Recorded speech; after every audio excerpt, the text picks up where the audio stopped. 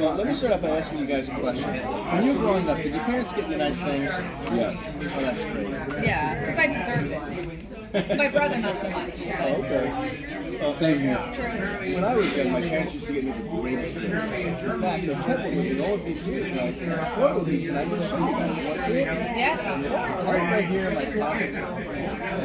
As you can see, really cool. My parents bought me a miniature globe.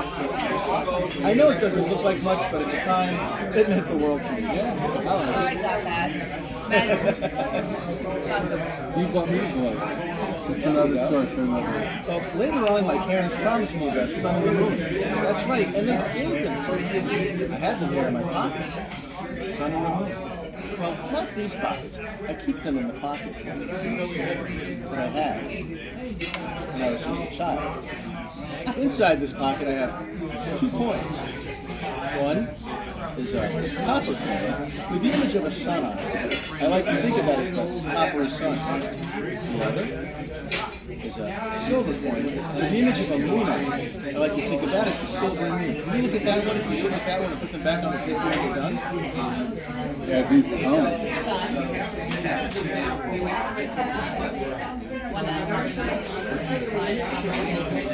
So we have the silvery moon and the coppery sun.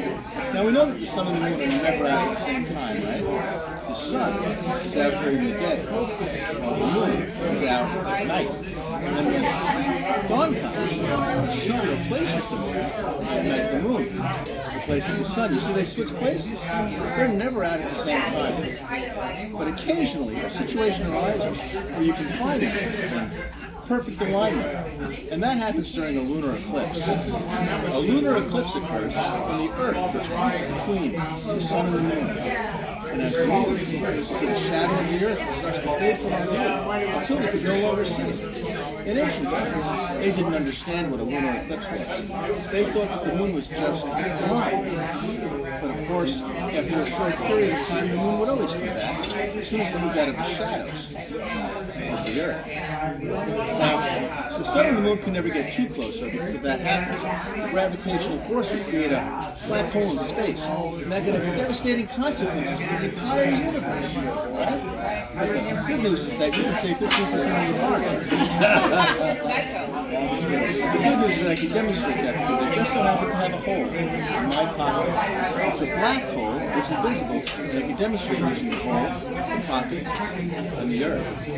All I have to do is rub the Earth with the pocket just like this, and it becomes totally transparent, yet completely solid. And I assure you that this globe will be the only part of the trick that you're going to be able to see through. But in case that wasn't clear enough, I could perform a simpler demonstration using the hole, the pocket, and this time we'll use the sun, which I'll place right beside. And with just a little push, the sun penetrates the fabric, tiny space, going right to the pocket on the table below. Now, Diane, I know what you're thinking. You're thinking, boy, that was amazing. I wish you would do it again. No, I'm thinking I hate them. Well, who am I to spoil your dreams? So please, take the pocket, check it out for me. Take the sun, place it inside. inside? Yeah. Thank you. And with just a little push, the sun penetrates right through. Now, even though the sun and the moon can never get too close, there are times when you might see them together. Maybe early in the morning or perhaps late in the evening. But generally, the moon is out at night. When dawn comes, it starts to fade away, only to be replaced by a shiny sun. Followed that night, as always, by the moon. To find them, you just need to look up in the sky.